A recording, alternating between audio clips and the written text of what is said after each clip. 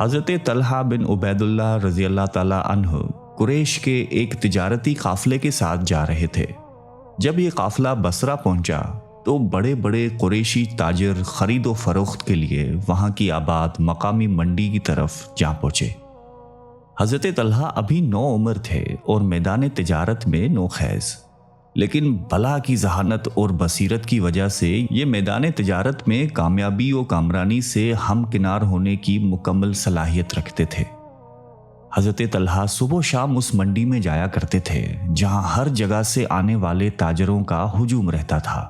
اس سفر میں انہیں ایک ایسا واقعہ پیش آیا جنہوں نے اس کی زندگی کا رخ بدل دیا۔ وہ واقعہ سنتے ہیں ان کی زبانی۔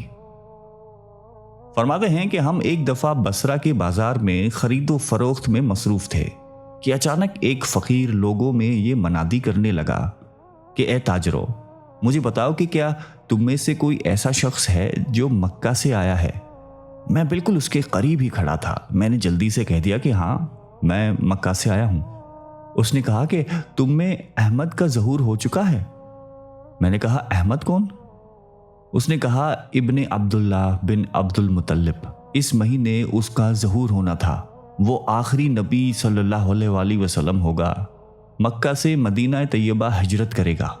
اے نوجوانوں، تم جلدی سے اس کے پاس چلے جانا۔ حضرت طلحہ کہتے ہیں کہ راہب کی یہ باتیں میرے دل میں گھر سا کر گئی تھیں۔ میں اپنی سواری لے کر قافلے کو وہیں چھوڑ کر چوکڑیاں مارتے ہوئے مکہ کی جانب روانہ ہوا۔ جب میں وہاں پہنچا تو میں نے گھر والوں سے پوچھا کہ کیا ہمارے جانے کے بعد یہاں پہ کوئی نیا واقعہ رونما ہوا ہے؟ اہل خانہ نے جواب دیا کہ ہاں، محمد بن عبداللہ نے اپنی نبی ہونے کا اعلان کر دیا ہے اور ابو قحافہ کے بیٹے ابو بکر نے اس کی بات مان لی ہے۔ حضرت طلحہ فرماتے ہیں کہ میں ابو بکر رضی اللہ تعالیٰ عنہ کو پہلے سے جانتا تھا۔ یہ بڑے نرم دل اور نیک خو انسان تھے اور خوش اخلاق مستقل تاجر تھے۔ ہم ان سے مانوس تھے اور ان کی مجلسوں میں بیٹھنا پسند کرتے تھے کیونکہ آپ قریش کی تاریخ سے بخوبی واقف تھے۔ میں سیدھا ان کے پاس گیا اور پوچھا کہ کیا یہ سچ ہے کہ محمد بن عبداللہ نے نبوت کا دعویٰ کر دیا ہے اور آپ ان کے فرمانبردار ہو گئے ہیں؟ انہوں نے کہا کہ ہاں، اور پھر وہ مجھے اپنی آپ بیتی بتانے لگے اور مجھے اسلام کی دعوت دینے لگے۔ میں نے انہیں فقیر کی بات بتائی تو وہ سن کر حیران رہ گئے۔ انہوں نے کہا کہ ابھی میرے ساتھ چلو اور نبی کریم صلی اللہ علیہ وآلہ وسلم کی خدمت میں یہ بات پیش کرو اور ان کی باتیں سنو تاکہ دائرہ اسلام میں داخل ہو سکو۔ حضرت طلحہ کہتے ہیں کہ میں نبی کریم صلی اللہ علیہ وآلہ وسلم کی خدمت اقدس میں حاضر ہوا تو آپ نے میرے سامنے اسلام کی دعوت پیش کی اور قرآن مجید کی آیات تلاوت فرمائیں اور مجھے دنیا آخرت کی بھلائی کی خوشخبری دی۔ اللہ رب العزت نے اسلام کے لیے میرا سینہ کھول دیا۔ میں نے بصرہ کے فقیر کا قصہ سنایا۔ آپ صلی اللہ علیہ وآلہ وسلم یہ سن کر بہت خوش ہوئے کہ ایک فقیر نے آپ صلی اللہ علیہ وسلم کے ظہور کی خبر دی۔ پھر میں آپ صلی اللہ علیہ وسلم کی مجلس میں کلمہ پڑھ کر اسلام میں داخل ہوا۔ حضرت طلحہ کا اسلام قبول کرنا ان کے اہل خانہ کو ایسا ناگوار گزرا کہ جیسے ان پر بجلی گر پڑی ہو۔ ان کے اسلام قبول کرنے کا سب سے زیادہ افسوس ان کی والدہ کو ہوا، کیونکہ ان کی ماں کی یہ دلی خواہش تھی کہ میرا بیٹا قوم کا سردار بنے، کیونکہ اس میں سردار بننے کی ساری صلاحیتیں موجود تھیں۔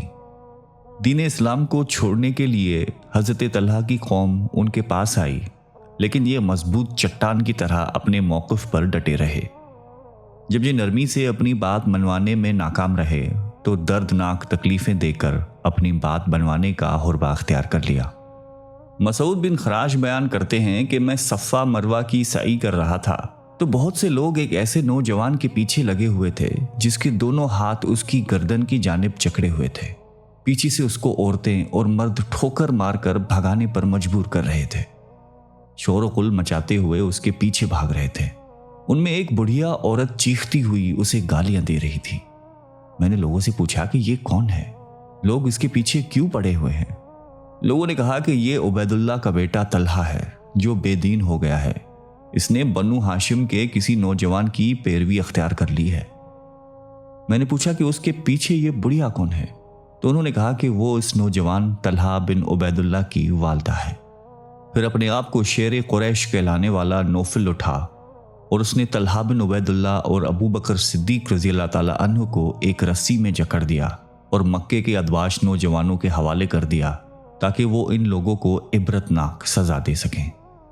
پھر تیزی سے دن گزرنے لگے، واقعات اور داستانیں جنم لیتی گئیں اور حضرت طلحہ بن عبید اللہ ترقی اور کمال کی منزلیں طے کرتے ہوئے آگے بڑھتے رہے۔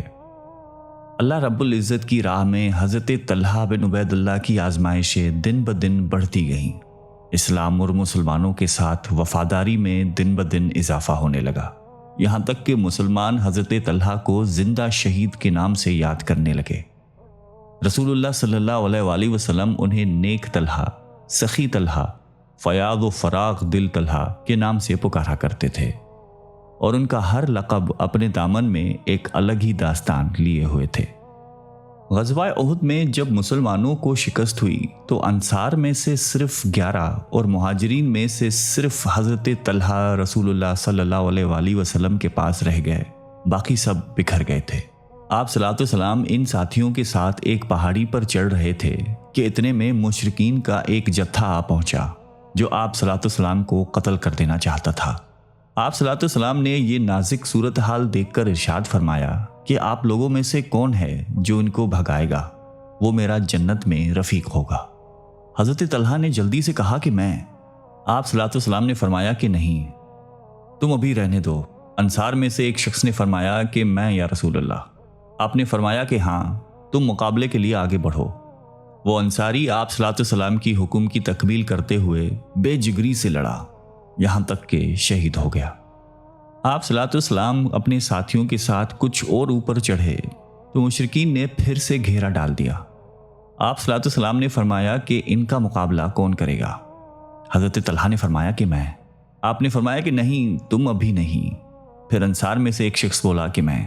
آپ صلی اللہ علیہ وسلم نے فرمایا کہ ہاں، تم مقابلے کے لیے آگے بڑھو۔ چنانچہ وہ انصاری صحابی آگے بڑھے اور جام شہادت نوش فرمایا۔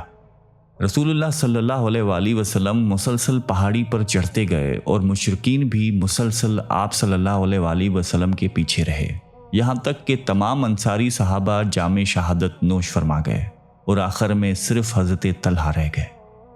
آپ صلی اللہ علیہ وآلہ وسلم نے حضرت طلحہ کو مشرکین کا مقابلہ کرنے کی اجازت دی۔ اس وقت صورتحال یہ تھی کہ نبی کریم صلی اللہ علیہ وآلہ وسلم کے دندان مبارک شہید ہو چکے تھے۔ آپ صلی اللہ علیہ وسلم کی پیشانی خون آلودہ تھی، ہونٹوں پر گہرے زخم آ چکے تھے، خون آپ صلی اللہ علیہ وسلم کے چہرے مبارک سے بہہ رہا تھا، تھکاوٹ اور زخموں سے آپ نڈھال ہو چکے تھے۔ حضرت طلحہ مشرکین پر زوردار حملہ کرتے اور انہیں پیچھے دھکیلنے میں کامیاب ہو جاتے تو تیزی سے نبی کریم صلی اللہ علیہ وآلہ وسلم کی جانب جاتے اور آپ کو سہارا دیتے اور اوپر کی جانب چڑھے۔